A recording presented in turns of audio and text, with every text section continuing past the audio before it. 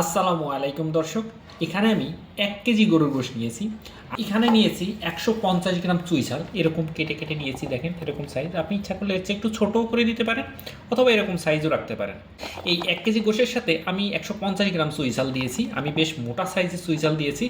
আজকের ভিডিওটার মূল উদ্দেশ্য হচ্ছে আমি আপনাদের দেখাবো যে কিভাবে চুই ঝাল দিয়ে গরুর গোশ রান্না করতে হয়। এই চুই ঝালটা সিদ্ধ হতে আমার 10 থেকে 15 মিনিট লাগবে, কারণ এই চুই ঝালটা দেশি এঁটো চুই ঝাল, অর্থাৎ এটা 10 মিনিটে সিদ্ধ হয়ে যাবে। অর্থাৎ মাংস নামানোর 10 মিনিট আগে আমি এই চুই ঝালটা দিয়ে দেবো। তো চলুন দর্শক, আমরা রান্না শুরু করি।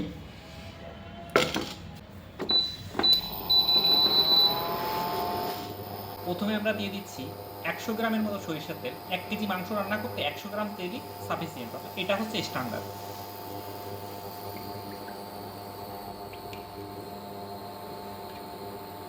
তেলটা গরম হওয়া পর্যন্ত অপেক্ষা করব। তেল কিন্তু গরম হয়ে গেছে।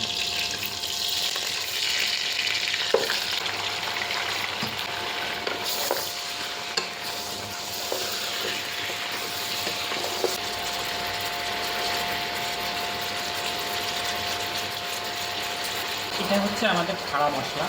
খাড়া মশলায় মাংস কষে, কিন্তু বাটা মশলায় মশলা কষে কিন্তু মাংস কষে না। আর এই জন্য আমরা দিয়ে দিচ্ছি সব ধরনের খাড়া মশলা, অর্থাৎ এখানে জায়ফল, জয়ত্রী, স্টার এনিস, কালো এলাচ, সাদা এলাচ, গ্রিন এলাচ যেটা, কাবাব চিনি, লং, দারচিনি, সবগুলো আমরা এখানে দিয়ে দিচ্ছি।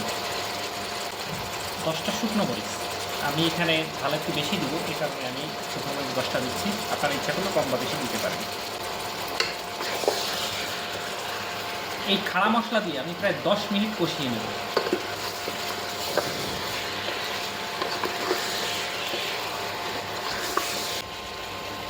হলুদ, আদা বাটা, রসুন বাটা, জিরা বাটা, একটু নাড়াচাড়া দিয়ে দিচ্ছি। কুচানো পেঁয়াজ, আমি এখানে 5টা পেঁয়াজ কুচি করে নিয়েছি, আপনারা ইচ্ছা করলে বেশি বা কম দিতে পারেন। পেঁয়াজটা বেশ বড় বড় করে নিয়েছি, এটা গলে যাবে।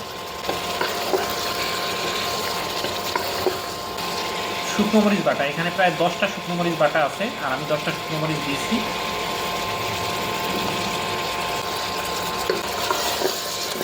এই মাংসটা কিন্তু ততটা টেস্টফুল হবে যতটা ভালো কষানো হবে। এই মাংসটাকে আমি কষাই নেব প্রায় 30 মিনিট, অর্থাৎ 30 মিনিট ধরে কষালে গায়ে একটু পানি থাকবে না, এবং পানি ছাড়া 30 মিনিট কষালেই এই মাংসটা সবচেয়ে বেশি টেস্টফুল হবে। মাংসটা যত বেশি কষবে তত বেশি টেস্টফুল হবে।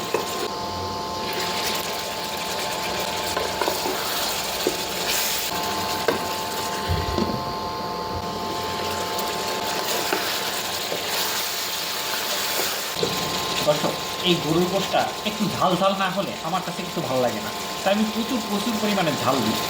আর এখন পর্যন্ত আমি কিন্তু কোনো পানি ব্যবহার করিনি। এই কষানোটা, অর্থাৎ 30 মিনিট আমি যে কষাবো, এই কষানোটা হবে সম্পূর্ণ পানি ছাড়া, তাহলেই আপনার গরুর গোশের অরিজিনাল টেস্টটা আসবে। দর্শক, আমাদের গোশের কষানো প্রায় শেষ, কারণ দেখতে পাচ্ছেন পানি কিন্তু একেবারে টেনে গেছে। এই পানিটা কিন্তু গরুর গোশের গায়ের পানি, আমি কিন্তু কোনো পানি এখন পর্যন্ত ব্যবহার করিনি। আর কিছুক্ষণ পরে তেলটা উপরে ভেসে উঠবে, তখনই আমাদের কষানো শেষ হয়ে যাবে। দেখুন তেল কিন্তু একেবারে উপরে ভেসে উঠছে, অর্থাৎ আমাদের কষানো শেষ। এখন আমরা দিয়ে দেবো ঝোলের পানি। এখন আমাদের যদি পাহাড়ি চুই ঝাল হতো, সেক্ষেত্রে আমাদের চুই ঝালটা এখন দিয়ে দিতে হতো, কিন্তু যেহেতু আমাদের দেশি চুই ঝাল, আমরা রান্নার শেষে 10 মিনিট আগে দিই। পানি শেষ হওয়ার কারণে তলে কিন্তু দেখেন বেশ খানিকটা লেগে লেগে ধরে আসছে। এ পর্যায়ে আপনাকে ঝোলের পানি দিতে হবে। দেখুন এই যে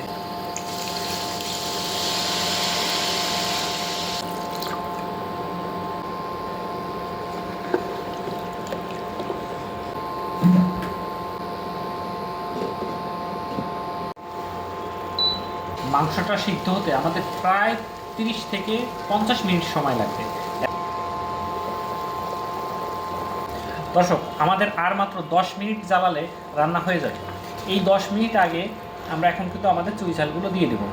দর্শক, রান্না হতে এখন আমাদের আর মাত্র 10 মিনিট লাগবে। এই 10 মিনিট আগে আমরা দিয়ে দিচ্ছি এই চুই ঝালটা। এই চুই ঝাল কিন্তু আমি আগে থেকে কেটে সাইজ করে রাখছিলাম, আপনাদের আগেই আমি দেখাইছি। তবে এই চুই ঝালটা যদি পাহাড়ি চুই ঝাল হয়, সেক্ষেত্রে গরুর মাংস এবং খাসির মাংস কষানোর পরে দিতে হবে, অর্থাৎ কষানো শেষ যখন ঝোলের পানি দেবেন তখন দিতে হবে। আর যদি মুরগির মাংস রান্না করেন, সেক্ষেত্রে আপনারা একদম মাংসের সাথেই দিয়ে দেবেন, অর্থাৎ মুরগির মাংস যখন একটু কড়াইতে দিবেন, মশলা অন্যান্য মশলার সাথে এই চুই ঝালটাও দিয়ে দেবেন। তো আমরা কিন্তু প্রায় 150 গ্রাম চুই ঝাল দিয়ে দিলাম, এখানে আপনি 100 গ্রাম দিলেও পারেন। ঢেকে দিলাম, আর 10 মিনিট পরে এসে আমরা নামিয়ে দেব। আমাদের রান্না কিন্তু হয়ে গেছে। এখন আমি আপনাদের দেখাচ্ছি যে আমাদের চুই ঝালটা কতটা নরম হয়েছে, আর আপনাদের একটু নাড়াও দিয়েও দেখাচ্ছি।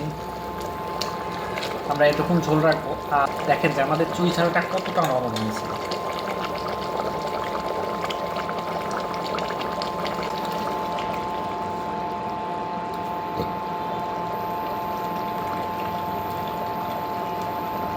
তো 10 মিনিটের মধ্যে আমাদের চুই ঝালটা কিন্তু এরকম পুরোপুরি নরম হয়ে গেছে, অর্থাৎ দেখেন কতটা একদম আলুর মতো নরম হয়ে গেছে, হাত দিয়ে চাপ দিলেই ভেঙে যাচ্ছে।